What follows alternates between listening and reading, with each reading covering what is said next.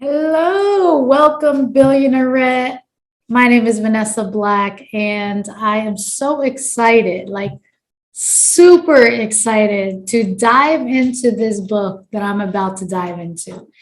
Now, this book is not for everybody, but I believe if you're ready to receive it, you are here. And I believe that it can absolutely and it will transform your entire life when it comes to understanding the science of getting rich. That is the name of the book, The Science of Getting Rich by Wallace D. Wattles. This has a very special place in my heart. I consider Wallace Wattles one of my greatest mentors, even though I've never met him. Okay, this book was written over 100 years ago. Pretty positive. And if you know the book, The Secret, have you heard of The Secret? The Secret was inspired by the science of getting rich. Okay, so I love to go to like the root. You know, Bob Proctor, if you know Bob Proctor, he talks about the science of getting rich. All of the masters that teach on the mind and, thoughts become things and all have read and studied the science of getting rich. This is a book that I studied for 10 years. And in the science of getting rich, you really, it's not just like a one-time read. It's an everyday read, but it's a study. Okay, it's not something you can just grasp. So this audio that we're about to dive in, these read with me sessions, you can read this. You can listen to this every single day. Okay, if you're following along with our other books that we're doing, the 2 books per month, one on personal freedom, one on financial freedom. You can also take these read with me sessions and listen in every single day. You could purchase the book online. I actually am going to be using this incredible collection of Wallace D. Wattles books. It's absolutely incredible. And it's something that, I'm studying. This is like my lifelong study. And yeah, I can't talk enough great things about it. So let's dive into The Science of Getting Rich by Wallace D. Wattles. Okay. It is not theory, it's a science. Okay. That's what's so awesome. So if you have a desire to become rich, okay, if you have a desire to have a lot of money, which you should have that desire, okay, it's absolutely normal. It is actually not normal to not have the desire to get rich and not get rich. That is actually not normal. Okay, and actually Wallace D. Wattles, which is this gentleman in the cover here, let's see if you can see him. He mentions that. All right, so let's dive right into it. Super pumped up. If you want to take notes, awesome. Get out a pen and paper and your greatest notebook, that notebook that you keep all the valuable notes. That's what I do for this book. Okay. Just to give you some ideas, there's 9 books in here. The collection, the first one's The Science of Getting Rich, then The Science of Being Great, then The Science of Being Well, How to Get What You Want, A New Christ, Jesus, the Man and His Work, Making the Man Who Can, How to Promote Yourself, and The New Science of Living and Healing. And then there's a novel in here as well. Absolutely phenomenal. Let's dive right into it. All right. This is the good stuff. I'm just gonna read a little bit about Wallace D. Wattles to give you just an understanding about him. Okay. The articles of Wallace D. Wattles appeared in almost every issue of Elizabethtown's magazine, Nautilus, the New Thought magazine from the early 1900s until his death in 1911. Shortly after his death, Florence Wattles, which is Wallace's daughter, wrote this letter that helps to provide some insight onto Wallace's life. My dear Miss Town, your letter the 14th received. Perhaps a little later, I can write the romantic story of my father's life and make it really worthwhile.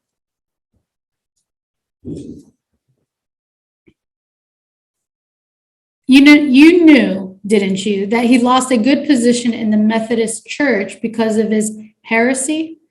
He met George D. Herron at a convention of reformers in Chicago in 1896 and caught Herron's social vision. I shall never forget the morning he came home. It was Christmas.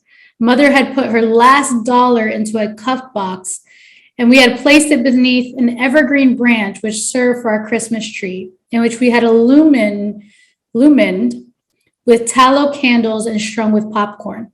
Finally, Father came. With that beautiful smile, he praised the tree, said the cuff box was just what he had been wanting, and took us all in his arms to tell us of the wonderful social message of Jesus, the message which he later embodied in A New Christ, the book. From that day until his death, he worked unceasingly to realize the glorious vision of human brotherhood. For years, his life was cursed by poverty and the fear of poverty. He was always scheming and planning to get for his family those things which make the abundant life possible.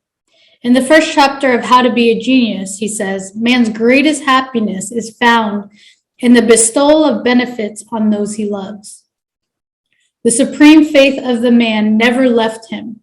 Never for a moment did he lose confidence in the power of the master intelligence to right every wrong and to give to every man and woman his or her share of the good things of life. When we came to Elwood, Indiana, 3 years ago, Father began a Sunday night lectureship in Indianapolis. This was our only source of income.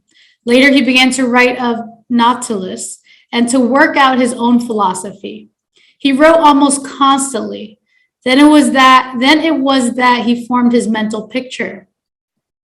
He saw himself as a successful writer, a personality of power, an advancing man, and he began to work toward the realization of this vision. He lived every page of How to Be a Genius. In the last 3 years, he made lots of money and had good health, except for his extreme frailty. I have written this hurriedly, but I think it will give you an idea of the life struggle of a great man, his failure and success. His life was truly the powerful life. And surely we can say, at least in Elwood, the name of him who loved his fellow men led all the rest. With all good wishes, I am, very sincerely, Florence A. Wattles.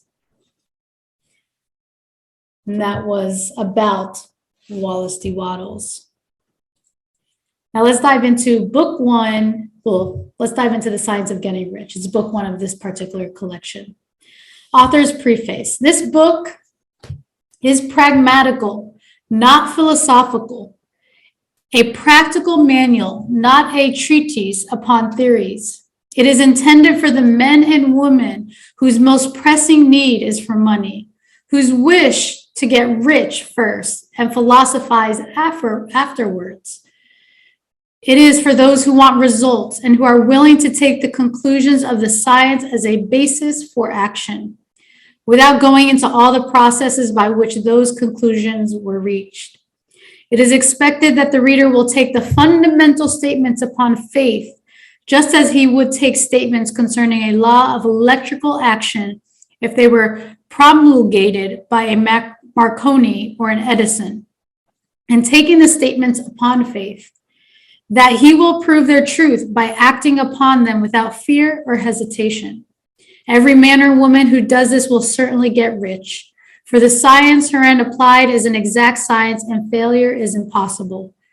In writing this book, I have sacrificed all other considerations to plainness and simplicity of style, so that all might understand.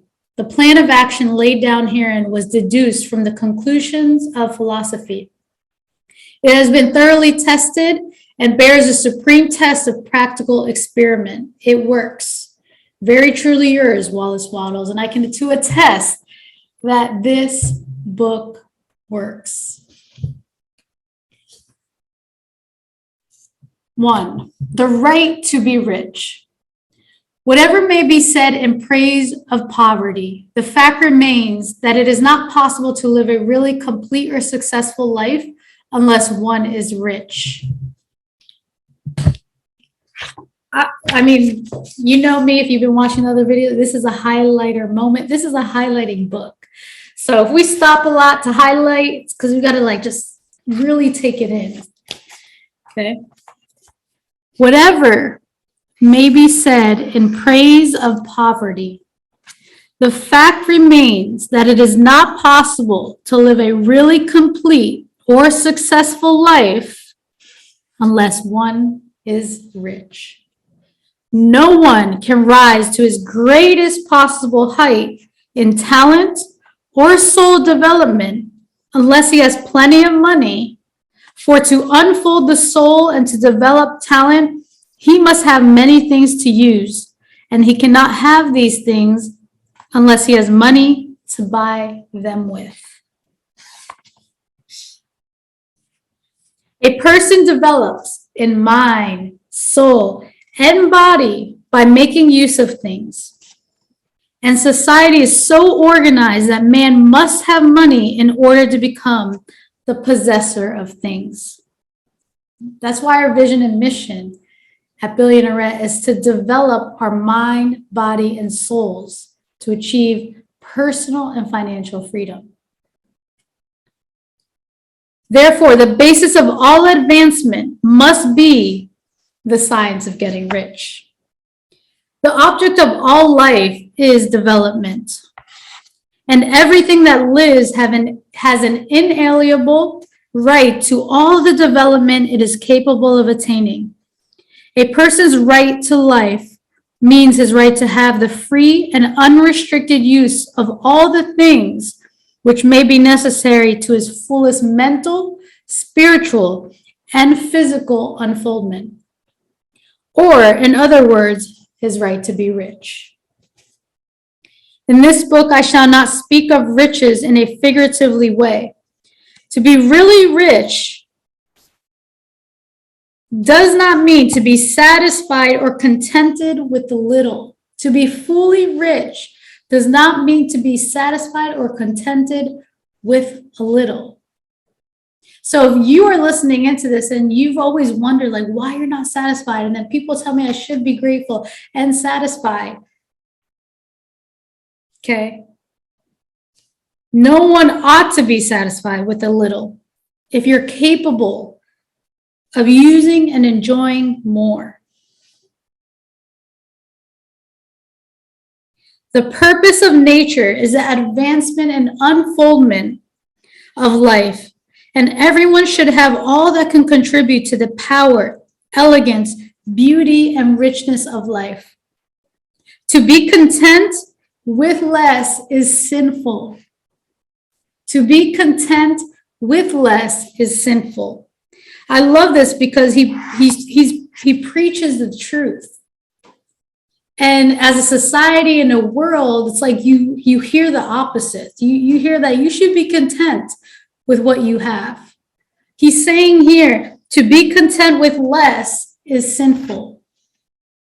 And he's going to go into because you actually have the power to experience more, to endure more, to use more things.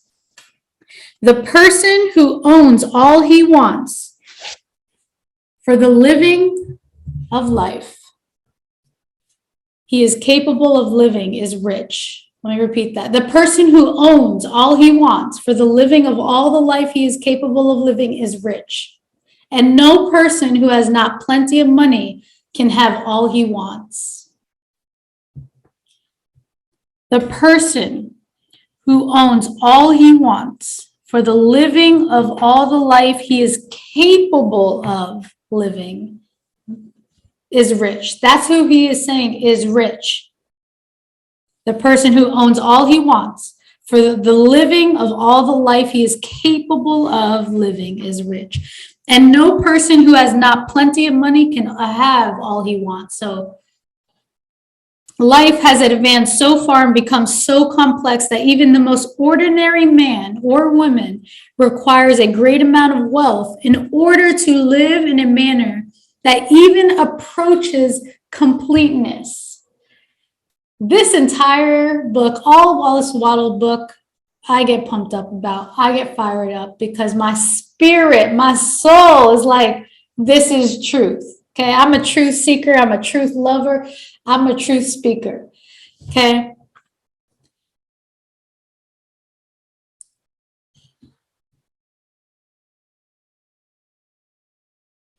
Life has advanced so far and become so complex that even the most ordinary man or woman requires a great amount of wealth in order to live in a manner that even approaches completeness.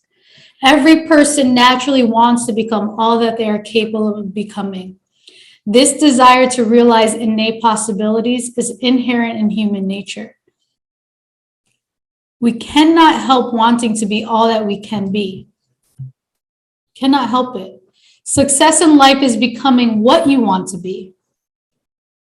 What is success in life? He's saying success in life is becoming what you want to be. You can become what you want to be only by making use of things.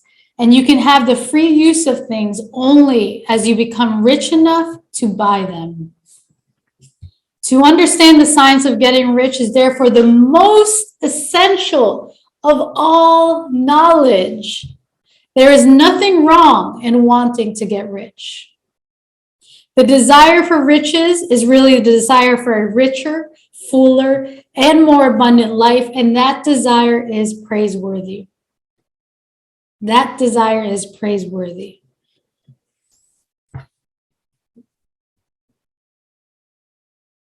That desire is praiseworthy.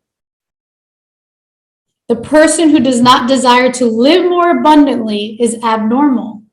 And so the person who does not desire to have money enough to buy all he wants is abnormal. What limiting beliefs do you have about money, around money, about having lots of money? Okay. What do we hear about people typically that want more money, that want to become more rich? This is the truth. The person who does not desire to live more abundantly is abnormal. That's why you're here. You're looking to live more abundantly. You're normal, okay? And so the person who does not desire to have money enough to buy all he wants is abnormal. There are three motives for which we live. We live for the body, we live for the mind, we live for the soul. No one of these is better or holier than the other. All are alike desirable, and no one of the three, body, mind, or soul, can live fully if either of the other is cut short of full life and expression.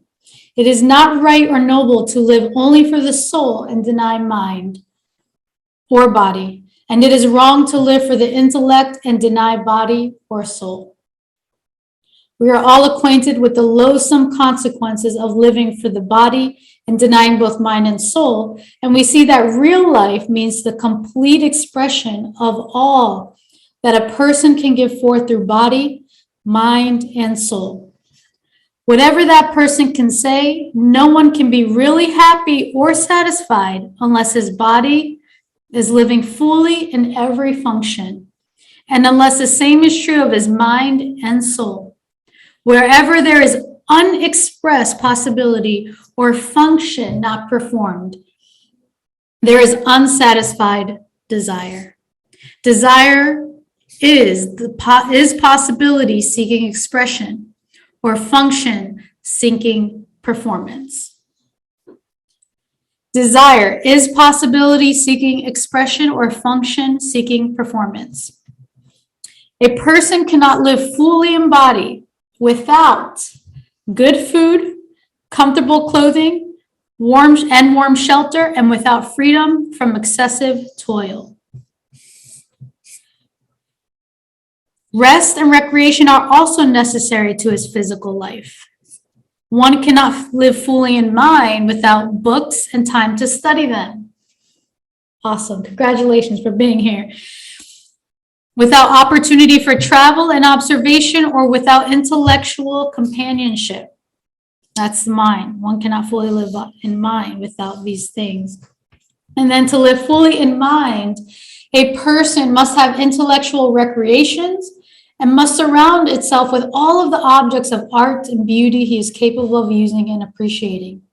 To live fully in soul, a person must have love, and love, okay, wait for it. This is my one sentence that hit me, and I was like, I don't know if it's going to hit you like it hit me, but I believe it will. And love is denied fullest expression by poverty. Love is denied fullest expression by poverty. Because the lack of money that one has, they're not able to love the way they fully want to love. Okay, think of some things that you may want to do for yourself to express love, to your family, maybe to your parents, to your kids, to your aunts, your uncles, to your friends, that you would love to be able to do, like really dig deep. Would you want to buy them a month vacation, all paid, all inclusive, the best hotels, the best dinners? But you're being denied by that love that you want to express because of poverty, because of the lack of money. So he's saying that love is denied fullest expression by poverty. I'm not able to love the way I want to love because what's getting in the way? A person's highest happiness is found in the bestowal of benefits on those he loves. Love finds its most natural and spontaneous expression in giving. The individual has nothing to give, cannot fill his place as a spouse or parent, as a citizen, or as a human being.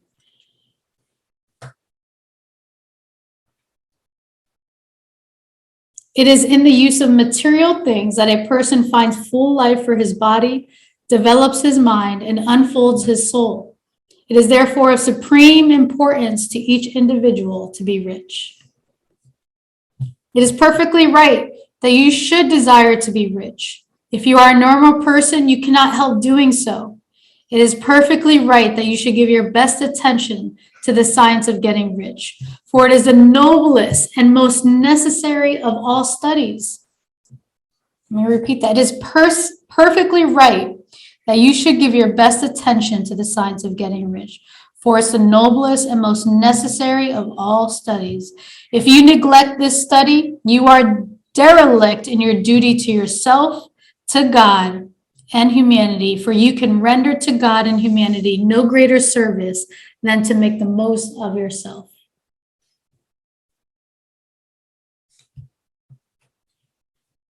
And that was the right to be rich. You have a right to be rich. It is absolutely normal for you to want to get rich and be rich. It's abnormal for you to be satisfied with where you're at. 2, there's a science of getting rich. There is a science of getting rich, and it is an exact science like algebra or arithmetic. There are certain laws which govern the process of acquiring riches.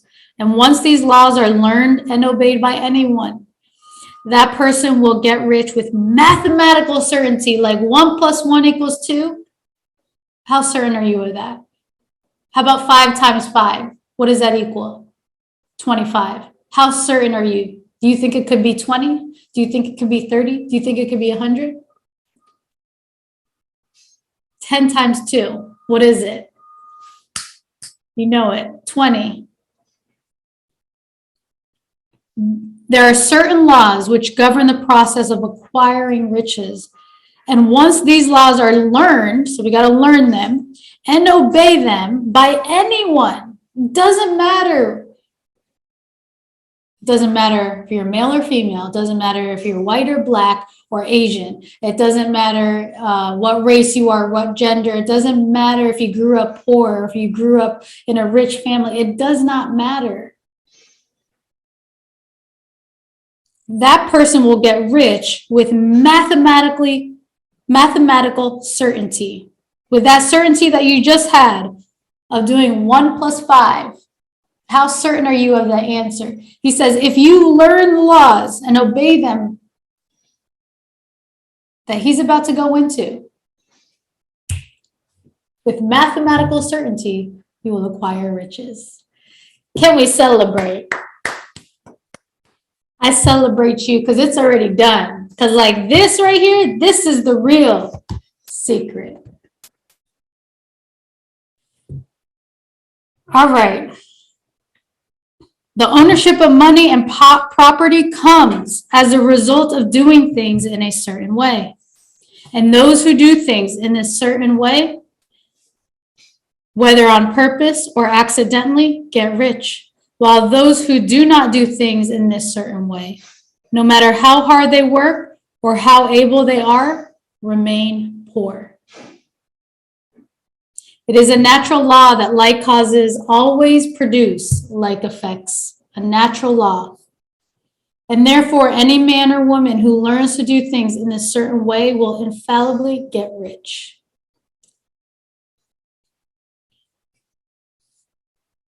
That the above statement is true is shown by the following facts. First, getting rich is not a matter of environment.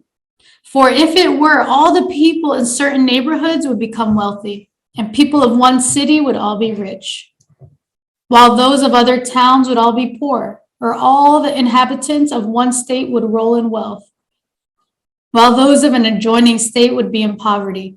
But everyone we see rich and poor living side by side in the same environment and often engage in the same vocations.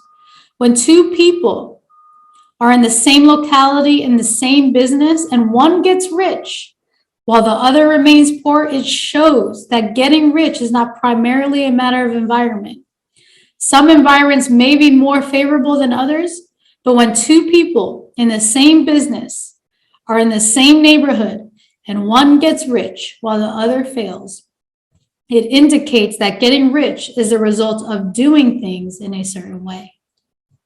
Second, and further, the ability to do things in this certain way is not due solely to the possession of talent.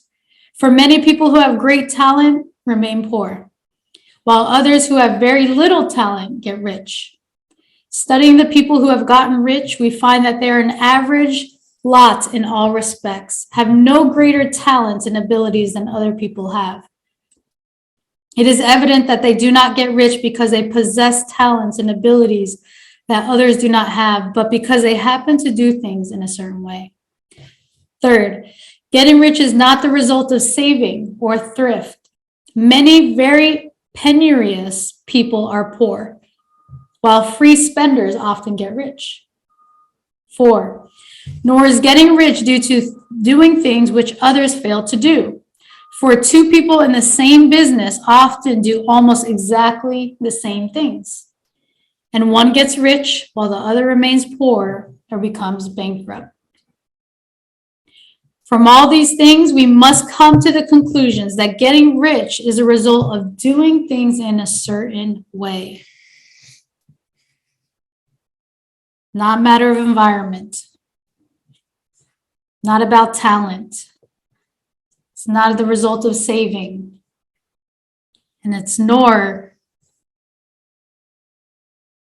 is it about doing the exact same things someone else does. It's how you do the things in a certain way. If getting rich is a result of doing things in a certain way, and if like causes always produce like effects, then any man or woman who can do things in that way can become rich. And the whole matter is brought within the domain of exact science. The question arises here as to whether this certain way may not be so difficult that only a few may follow it. As we have seen, this cannot be true as far as natural ability is concerned. Talented people get rich and blockheads get rich. Intellectual, brilliant people get rich and very stupid people get rich. Physically strong people get rich and weak and sickly people get rich. Some degree of ability to think and understand is of course essential, But insofar as natural ability is concerned, any man or woman who has sense enough to read and understand these words can certainly get rich. Also, we have seen that it is not a matter of environment. Yes, location accounts for something. One would not go to the heart of the Sahara and expect to do successful business. Getting rich involves the necessity of dealing with people and of being where there are people to deal with. And if these people are inclined to deal in the way you want to deal, so much the better. But that is about as far as environment goes. If anybody else in your town can get rich, so can you. Again, it's not a matter of choosing some particular business or profession. People get rich in every business and in every profession, while their next door neighbors in the very same vocation remain in poverty. It is true that you will do best in a business which you like and which is congenial to you. And if you have certain talents which are well developed, you will do best in a business which calls for the exercise of those talents. Also, you will do best in a business which is suited to your locality. An ice cream parlor would do better in a warm climate than in Greenland, and a salmon fishery will succeed better in the Northwest than in Florida, where there are no salmon. But aside from these general limitations, getting rich is not dependent upon your engaging in some particular business, but upon your learning to do things in a certain way. If you are now in business and anybody else in your locality is getting rich in the same business while you are not getting rich, it is simply because you are not doing things in the same way that the other person is doing them. No one is prevented from getting rich by lack of capital. Let me repeat that. No one is prevented from getting rich by lack of capital. True, as you get capital, the increase becomes more easy and rapid, but one who has capital is already rich and does not need to consider how to become so. No matter how poor you may be, if you begin to do things in a certain way, you will begin to get rich and you will begin to have capital. The getting of capital is a part of the process of getting rich. And it is a part of the result which invariably follows the doing of things in a certain way. You may be the poorest person on the continent and be deeply in debt. You may have neither friends, influence, nor resources, but if you begin to do things in this way, you must infallibly begin to get rich. For like causes must produce like effects. If you have no capital, you can get capital. If you are in the wrong business, you can get into the right business. If you are in the wrong location, you can go to the right location. And you can do so by beginning in your present business and in your present location to do things in this certain way, which always causes success. You must begin to live in harmony with the laws governing the universe. Live in harmony with the laws governing the universe. In one of our inner circle communities, towards the end of last year, we dove into the 11 successful and prosperity laws that govern the universe. Incredible, by Raymond Hollywell. But you must begin to live in harmony with the laws governing the universe. And I'm going to be uploading videos on those 11 laws as well inside of the Billionaire Inner Circle membership portal. So we can begin to live in harmony, understanding these laws that govern the universe. In the next Read With Me session, we're going to dive into number 3. We went over the right to be rich and the science of getting rich. Let me know if you just had a breakthrough. Maybe you didn't quite understand it all and you have to repeat this audio again. Go ahead, listening to it over and over and over again. I mean, I've read this book, I don't even know how many times, maybe like, I don't know, 25, 30 times, listened to the audio as well. Just a repetition of the information. And I can tell you, I first heard of this book, I was in network marketing over 10 years ago, and there was a big convention. One of the top earners, his name was Jose Ardon. He's Spanish. Prior to that network marketing company, he literally was building air conditions, working as an air conditioned person in homes. Spanish. He didn't really know any English at all. And he joined the network marketing company and he was learning. And one of the books that he accredited, because he was the top income earner in the company at that time, it was called Crown Diamond. So he's doing millions in dollars. And he literally brought this book on stage. There was like a stage of, I think like 10,000 people. And he literally mentioned the science of getting rich. And at that day, I got it and dove into it. And you'll see towards the end of this book, he says, literally, read this every day. Read this book. It's a 60-page book. So it's not a large book. So listen to it every day. Take notes on it. Study. And I guarantee you, wherever you are right now, that will absolutely transform. It did for me. And that's why I'm so passionate about the information in this book. And so we will see you in the next Read With Me session of the Science of Getting Rich. If you found value from this book so far, this first part of this Read With Me session, go ahead and share it with somebody. And I'm just so glad that you're here. If you made it up to this point, I feel like you're ready to receive the information. And so hope you have a beautiful, beautiful rest of your day, beautiful rest of your week. Have an incredible March. It's March currently right now. We call this Money March, Miraculous March, Multiplication March, because everything gets multiplied in March. All right. Have a beautiful day. We'll talk to you soon.